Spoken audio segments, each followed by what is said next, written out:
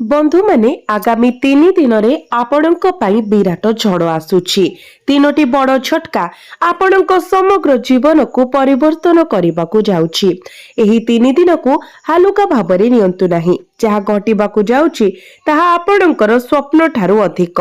शनि, राहु एवं केतु आपणक जीवन रे गभीर परिवर्तन आनिबाकू जाउछंती एवं आपणकर दीर्घ दिनर स्वप्न शेषरे सत हेबाकू जाउछि। एही बड़ झटका गुड़िक कौन मु आज सबु किछि प्रकाश करिबी।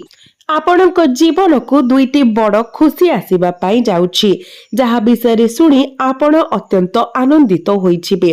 7 जन्म धरी आपणक जो दारिद्र्य भोग करिबाकू पडुछि ताहा दूर होइछिबो। शेषरे आपण सेही जिनिस पाइबे जहा पाई आपण एते वर्ष धरी आशा करि आसुछंती। एही 3 दिन मध्यरे आपण दिव्य त्रिमूर्ति ब्रह्मा, विष्णु एवं महेशंक आशीर्वाद पाइबे। आपणको कौन सतर्कता अवलंबन करबाकू पड़िबो।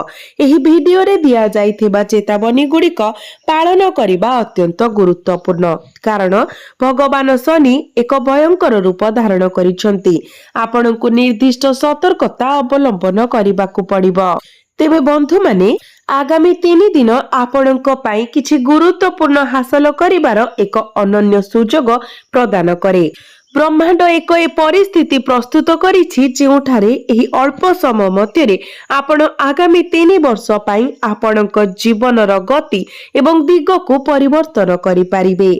आपण कौन करिबे एवं कौन करिबे नहीं ताहा बाछिबा एबे आपणक हातरे। जदि आपण सतर्कतार अवलंबन करिबारे विफल हुअंती तेबे आसन्न झड़ आपणक जीवनर मूलदुआ को दोहलाई देई पारे। आपणक जीवन पूर्वरु कष्ट एवं असुविधारे परिपूर्ण। आपण अन्यमानक द्वारा असमर्थित अनुभव करुछंती एवं काहाठारु साहाय्य आशा करिबा बंद करि देइछंती।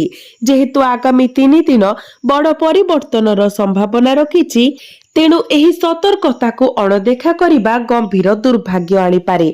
मु 3टी प्रमुख झटका विषय कथा हेबाकू जाउछि, तेणु दया करी बहुत ध्यानर सहित सुनंतु। तेबे आगको बढ़िबा पूर्वरु आपण सर्वप्रथमे कमेंट बॉक्स रे भक्ति एवं श्रद्धार सहित जय बजरंगबली अवश्य लेखंतु। आपणकर समस्त इच्छा एवं स्वप्न पूर्ण हेबो। आसंतु आगको बढ़िबा एवं जानिबा जे एही 3 दिन आपणकर स्वास्थ्य, प्रेम संपर्क, आर्थिक परिस्थिति एवं कैरियर संपर्क रे केउ सब परिवर्तन आनिबाकू जाउछि। बंधु माने शुक्रंकर राशि परिवर्तन आपणक पाई अनेक बड़ परिवर्तनर संकेत दिए। ग्रहर गति उपरे आधारित प्रथम प्रमुख घटना हेउछि जे आपण गभीर भाबरे विश्वास करुथबा व्यक्ति से विश्वास को विश्वासघात करि पारंती। आगामी 3 दिन रे आपण संपूर्ण एका अनुभव करि पारंती, जेपरि आपणकर निजर बोली कहिबा पाई केहि नाहंती। आपणकर विश्वास भांगी जीव एवं आपण मानसिक भावरे गभीर भावरे आघात प्राप्त होई पारंती। जहांक उपरे आपण आपणकर आशा भरोसा रखिथिले सेही व्यक्ति ही आपणको निराश करिवे।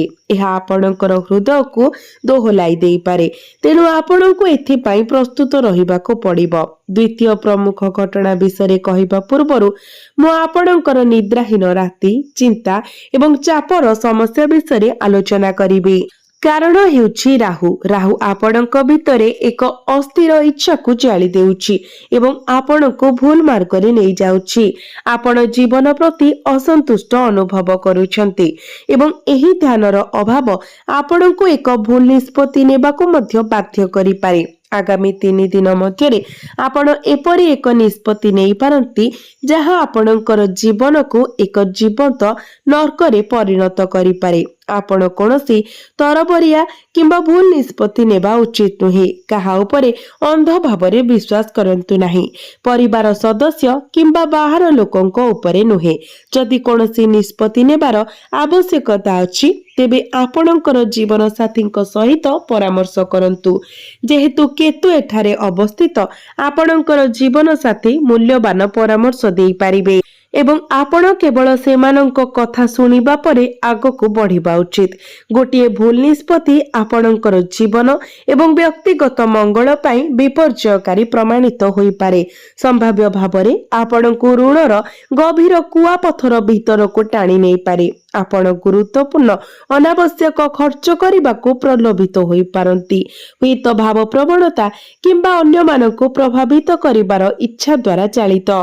ଆପଣ କେବଳ ମିଥ୍ୟା ସମ୍ମାନ ବଜାୟ ରଖିବା ପାଇଁ କିମ୍ବା ପ୍ରଦର୍ଶନ କରିବା ପାଇଁ ଋଣ ନେଇପାରନ୍ତି କିମ୍ବା ଆପଣଙ୍କର ସଞ୍ଚୟକୁ ଶେଷ କରିପାରନ୍ତି। ଏପରି ଆବେଗ ଅତ୍ୟନ୍ତ ବିପଦପୂର୍ଣ୍ଣ ହୋଇପାରେ ଏବଂ ଏହା ସୂର୍ଯ୍ୟଙ୍କର ପ୍ରଭାବରୁ ଉତ୍ପନ୍ନ ହୁଏ। ସୂର୍ଯ୍ୟ ହେଉଛନ୍ତି ଗ୍ରହମାନଙ୍କର ରାଜା ଏବଂ ଏହା ସ୍ୱାଭାବିକ ଭାବରେ ଏକ ରାଜକୀୟ ପ୍ରତିଛବି ପ୍ରତିପାଦିତ କରିବାର ଇଚ୍ଛାକୁ ପ୍ରେରଣା ଦିଏ। ଆପଣ ଆପଣଙ୍କର ସାଧ୍ୟ ସୀମାଠାରୁ ଅଧିକ ଖର୍ଚ୍ଚ କରିପାରନ୍ତି। ଆପଣଙ୍କର ବଜେଟ୍ ଅନୁମତି ଠାରୁ ଅଧିକ ଖର୍ଚ୍ଚ କରୁଛନ୍ତି। ଦୟାକରି ଏହା ପ୍ରତି ଧ୍ୟାନ ଦିଅନ୍ତୁ। ଅନାବଶ୍ୟକ ଖର୍ଚ୍ଚକୁ ଏଡ଼ାନ୍ତୁ କାରଣ ଏହା ଋଣକୁ ଜନ୍ମ ଦେଇପାରେ। ଯଦି ବଡ଼ ଖର୍ଚ୍ଚ ସମ୍ବନ୍ଧୀୟ ପରିସ୍ଥିତି ଉପୁଜେ ତେବେ ସଂଯମତା ଅବଲମ୍ବନ କରିବାକୁ ଏକ ସଚେତନ ପ୍ରୟାସ କରନ୍ତୁ।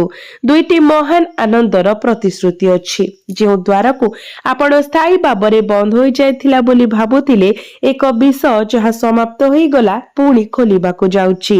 ମୂଳତଃ ଭାଗ୍ୟର ଦ୍ୱାର ଆପଣଙ୍କ ପାଇଁ ଖୋଲି ଯାଉଛି। ଆପଣ କଠିନ ପରିଶ୍ରମର ପୁରସ୍କାର ପାଇବାକୁ ଯାଉଛନ୍ତି ଯାହା ପୂର୍ବରୁ ନଷ୍ଟ ହୋଇଯାଇଥିଲା ବୋଲି ମନେ ହେଉଥିଲା। ଯାହା ଆପଣ ଲେଖିଥିଲେ ଏବଂ ଯାହା ସମାପ୍ତ କରିଥିଲେ ତାହା ଏବେ ଫଳପ୍ରଦ ହେବାକୁ ଯାଉଛି। ବହୁତ ଧ୍ୟାନ ଦେଇ ଶୁଣନ୍ତୁ। କେହି ଜଣେ ଶୁଭ ବ୍ୟକ୍ତି ଆପଣଙ୍କ ଜୀବନରେ ପ୍ରବେଶ କରିବାକୁ ଯାଉଛନ୍ତି। ସେ ଆପଣଙ୍କ ଜୀବନରୁ ସମସ୍ତ ନକାରାତ୍ମକତାକୁ ଦୂର କରିବେ, ଆପଣଙ୍କୁ ଏକ ନୂତନ ପଥ ଦେଖାଇବେ ଏବଂ ରାହୁଙ୍କ ଦ୍ୱାରା ହେଉଥିବା ଲକ୍ଷ୍ୟହୀନ ଭ୍ରମଣରୁ ଆପଣଙ୍କୁ ଦୂରେଇ ରଖିବେ। ଏହା ଆପଣଙ୍କ ପାଇଁ ଏକ ଉତ୍କୃଷ୍ଟ ଖବର।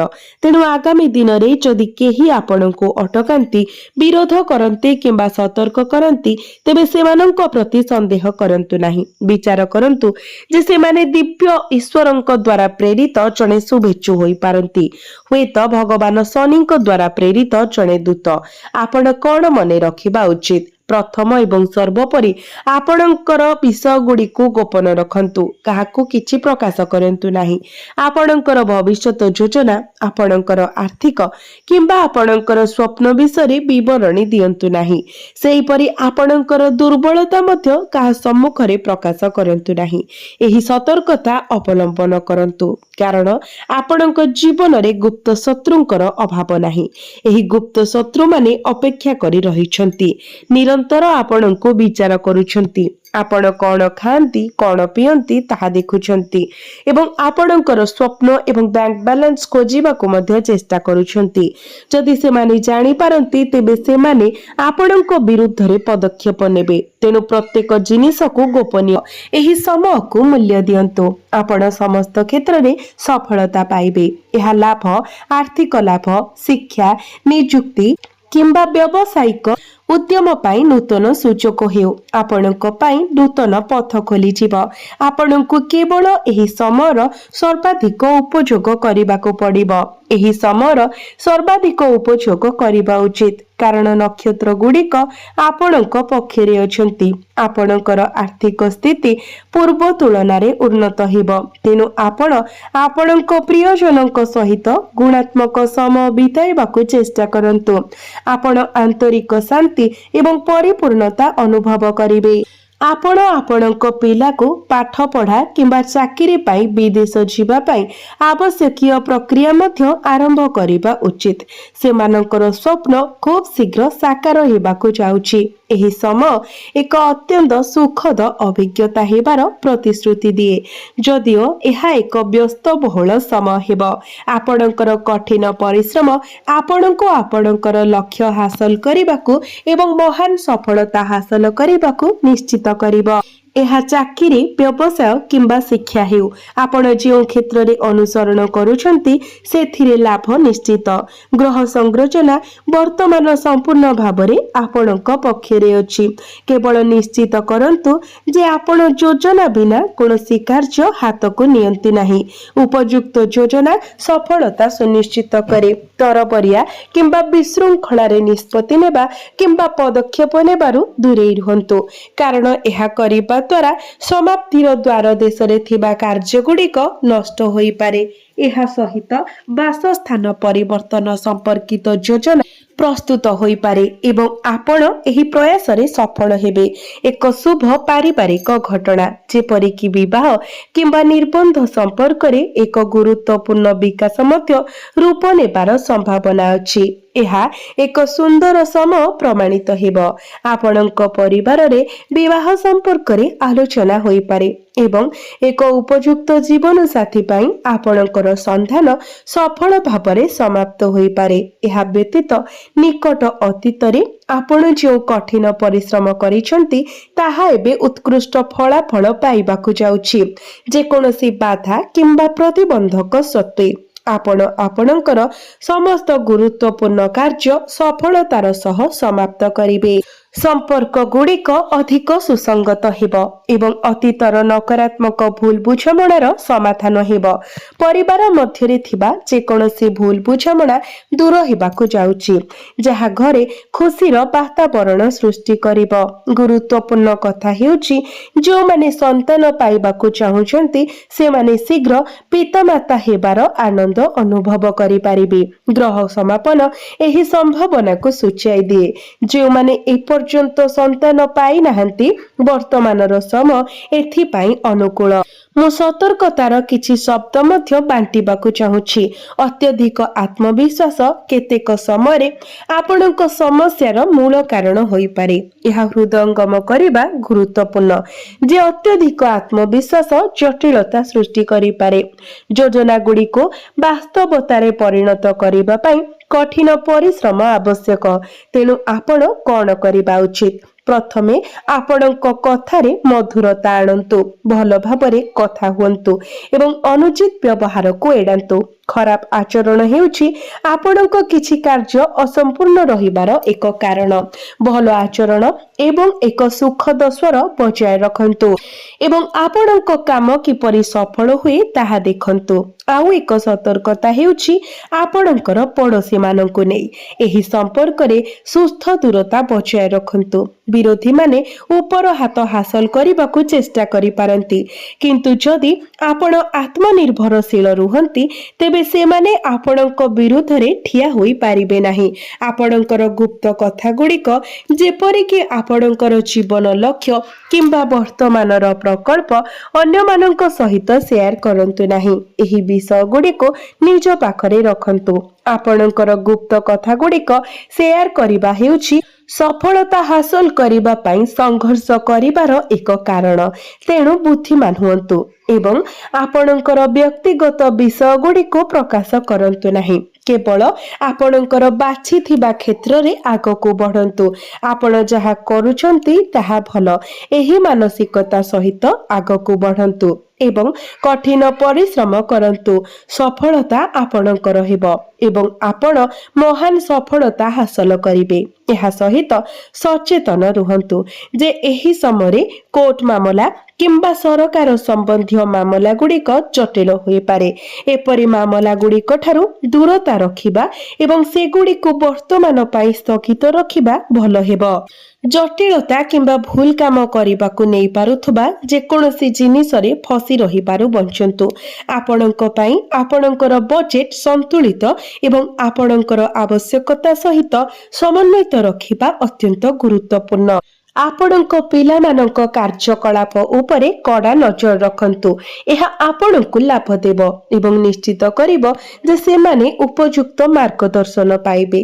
ପ୍ରେମ ସମ୍ପର୍କ ବିଷୟରେ ସ୍ୱାମୀ ଏବଂ ସ୍ତ୍ରୀ ମଧ୍ୟରେ ସମନ୍ୱୟ ରହିବ।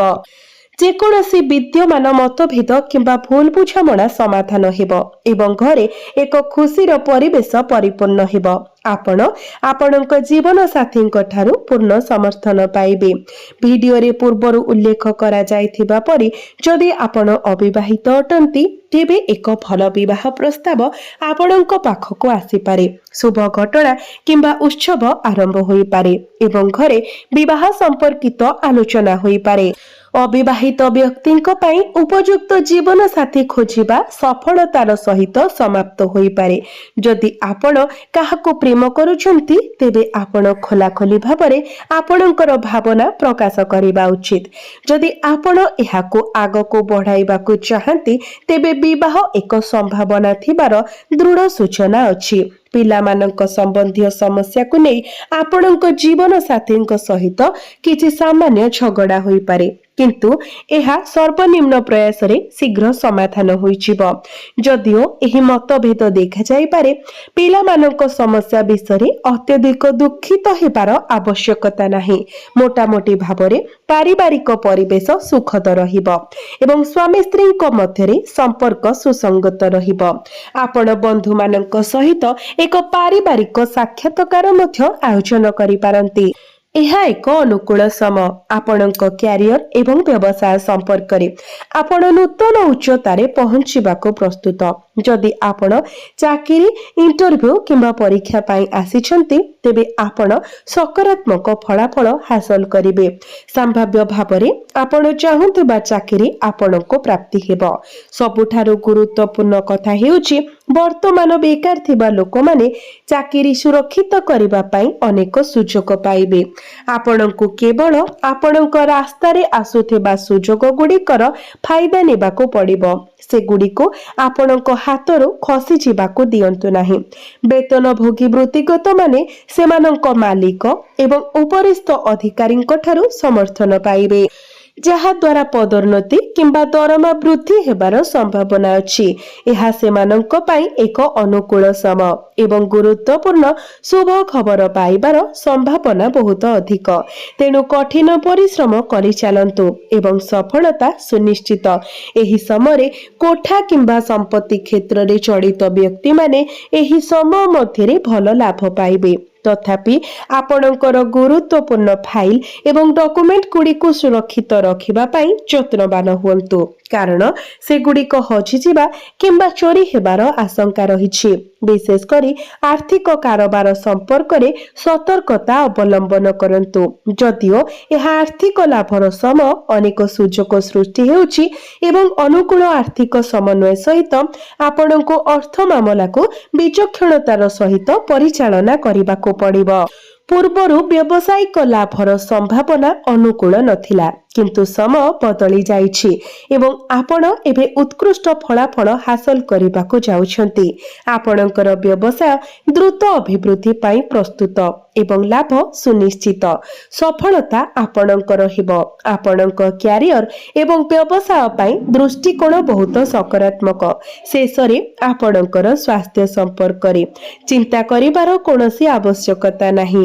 ଆପଣଙ୍କର ଶାରୀରିକ ସୁସ୍ଥତା ସମ୍ପୂର୍ଣ୍ଣ ଭାବରେ ସମର୍ଥିତ ହେବ। ଯଦିଓ ଆପଣଙ୍କୁ ଖାଦ୍ୟ ପ୍ରତି ଧ୍ୟାନ ଦେବା ଉଚିତ, ଭାରି ଅତ୍ୟଧିକ ମସଲାଯୁକ୍ତ କିମ୍ବା ପ୍ରଚୁର ଖାଦ୍ୟ ପରିହାର କରନ୍ତୁ। ସହଜରେ ହଜମ ହେଉଥିବା ଖାଦ୍ୟ ଆପଣଙ୍କ ପାଇଁ ଲାଭଦାୟକ ହେବ। ଆପଣଙ୍କ ଦିନଚର୍ଯ୍ୟାରେ ଆୟୁର୍ବେଦିକ ଉପାଦାନ ଗୁଡ଼ିକ ସାମିଲ କରନ୍ତୁ ଏବଂ ଯୋଗ ଏବଂ ପ୍ରାଣାୟାମ ଅଭ୍ୟାସ କରନ୍ତୁ। ଏହି ଅଭ୍ୟାସ ଗୁଡ଼ିକ ପାଇଁ ସମୟ ଉତ୍ସର୍ଗ କରିବା ଆପଣଙ୍କର ସ୍ୱାସ୍ଥ୍ୟକୁ ବହୁତ ଲାଭଦାୟକ କରିବ।